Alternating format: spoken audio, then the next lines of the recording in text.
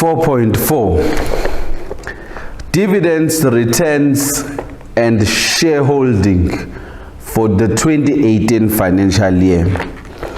On the 1st of July 2017, there were 800,000 shares in issue. And then on the 31st of December 2017, interim dividends were paid. On the 31st of January 2018, 200,000 shares were issued to existing shareholders. On 30 June 2018, final dividend of 75 cents per share were declared on all shares, but have not yet been paid.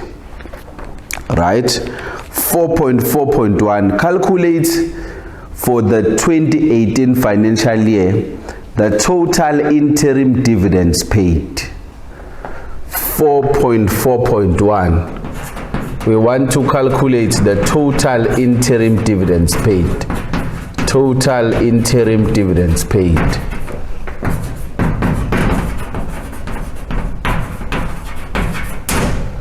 We want to calculate the total interim dividends paid. Right, let's look at the information provided and so that we can see what is it that can assist us, because if you look at the transaction there, we are told that on the 31st of December 2017, interim dividends were paid. We are told that there were interim dividends that were paid on the 31st, but the amount is not given. And we want to look for any information that can be able to assist us from the information provided. And if you look at information C, there is dividends paid for 2018, which is 520,000. Dividends paid for 2018 is 520,000. And we know that dividends paid, when you are calculating dividends paid is made up of shareholders for dividends beginning, at the beginning. It is made up of shareholders for dividends at the beginning plus what? Plus interim dividend.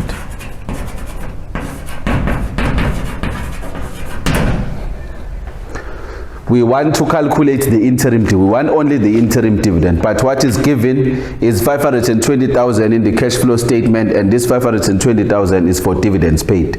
And we know that dividends paid is made up of the two things. It is made up of shareholders for dividends at the beginning plus interim. So if we can just take out from this 520,000, if we can take out the shareholders for dividends at the beginning, it will mean that we are now left with the interim. So shareholders for dividends at the beginning is given here. Shareholders for dividends at the beginning is 280,000. Shareholders for dividends at the beginning is 280,000. So if the shareholders for dividends at the beginning is 280,000, then we can be able to calculate the interim dividends. It's going to be 520,000, which is dividends paid as per cash flow statement. And we know that the dividends paid as per cash flow statement is made up of interim dividends and the shareholders for dividends at the beginning. So if we want to be left with the interim dividend only, it means we need to take out the shareholders for dividends at the beginning amounting to 280,000, and we are left with 240,000.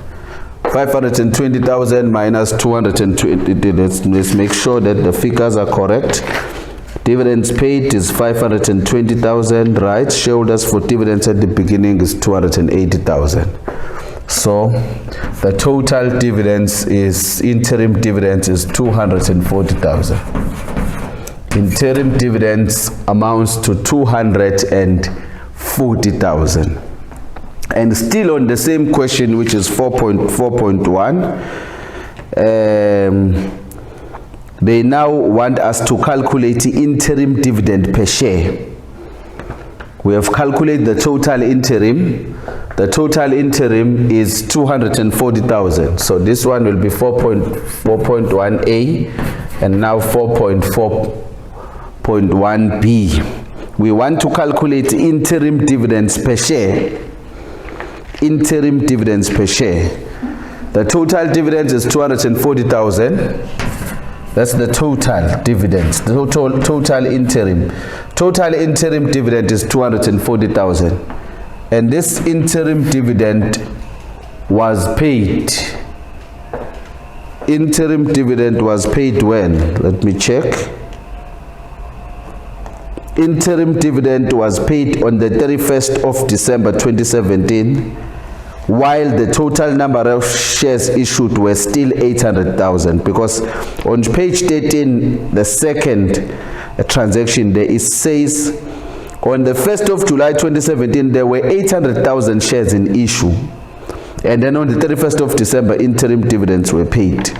So these interim dividends were paid while the shares were still standing at 800,000. So it will be 240,000 divided by 800,000 if we want to calculate interim dividend per share. So it's going to be 240,000 divided by 800,000 equals to 30 cents, 0.3. So that's 30 cents. So interim dividends per share is 30 cents, 0.3. It's 30 cents. So how did we calculate the interim dividend per share? We know the total dividend. The total interim dividend is 240,000, and the number of shares in issue at that particular stage was 800,000. Therefore, it's going to be 240,000 divided by 800,000 equals to 30 cents. 4.4.2, 4.4.2. Right. Calculate the total dividends earned by Tutumkize for the 2018 financial year. Her shareholding is 31st August 2016, 380,000 shares, and then 1 January 2018, 110,000 shares, and the total number of shares Tutumkize owns in this company is 490,000. So we want to calculate the total dividends earned. We know that the dividends per annum, we have number one, the interim dividend, and we also have the final dividend, which makes the total dividends. So we need to calculate the total dividends earned by Tutu. Let's start with the interim dividend. We now know that the interim dividend is 30 cents per share, and it was paid in December 2017.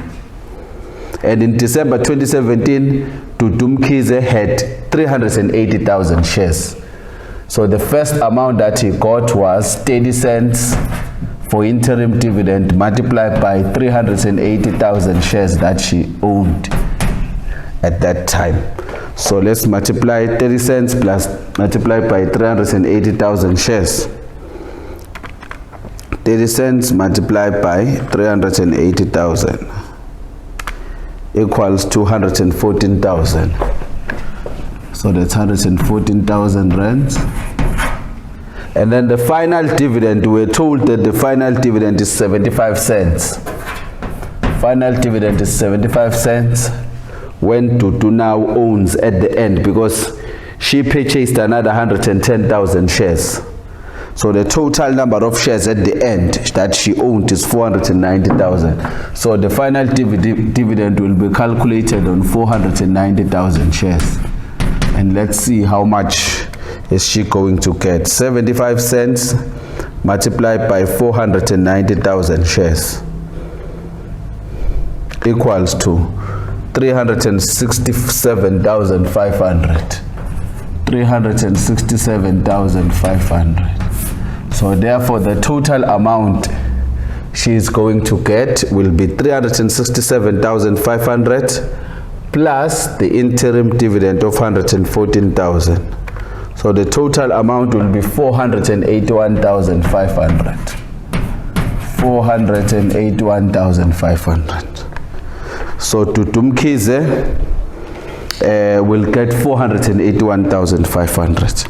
How did we arrive at this amount? It's because The interim dividend that was paid for the year was 30 cents. And Tutu had only 380,000 shares in December, because the additional shares she purchased on the 1st of January. So it was going to be 30 cents multiplied by 380,000 shares, which is giving 140,000. And then in January, she purchased an additional of 110,000 shares, and the total number of shares she owned went up to 490,000. So when the final dividend is calculated at 75 cents per share, it will be calculated on 490,000 shares, and that will be giving 367,500 plus the 114,000, then the total 367,500 plus 114,000, and the total will be 408. Yeah, that's the correct amount, 481,500 that she is going to get. And the following question to that is that on the 1st of January 2018, each shareholder was offered 2 shares for every 5 shares owned, and Dudu did not buy enough shares to become the majority shareholder. Dudu did not buy enough shares to become the majority shareholder. That's 4.4.3. It's a follow-up question to 4.4.2. The total dividends that is going to get is 481,500. And then we are told now in 4.4.3 that Dudu did not buy enough shares to become the majority shareholder. We know that for a shareholder to have a status of being a majority shareholder, that shareholder needs to own 50% plus 1 share. 50% of the total number of shares plus 1 share for the person to qualify to be called a majority shareholder. So now if you look at the total number of shares in issue in this business, it was 800,000 at the beginning. 200,000 shares were issued to the existing shareholders. So if you look at the total number of shares for this business is 1 million. The total number of shares for this business is 1 million. And if you divide this 1 million to get 50% of this 1 million is 500,000. So for a shareholder to be a majority shareholder in this business, that shareholder needs to own 501,000 shares. So 501,000 shares for a shareholder to be regarded as a majority shareholder. And when to purchase the new shares, the 110,000, at that particular time, she was only owning 380. And we are told here that the 110 was not enough. The 110 was not enough. On 1 January 2018, each shareholder was offered 2 shares for every 5 shares owned. Dudu did not buy enough shares to become the majority shareholder. Calculate the minimum number of additional shares that it should have bought. The minimum number of additional shares. She had 380,000, but she only purchased 110. So let's see the minimum number that she should have bought. If we might subtract the 380,000. The 380,000. So 501,000. 501,000. 501,000 minus 380 that she owned from the start. So she was supposed the minimum number that she should have bought was going to be 120,001. 120,001. But now that she only purchased 110, so she is in short by 10,001.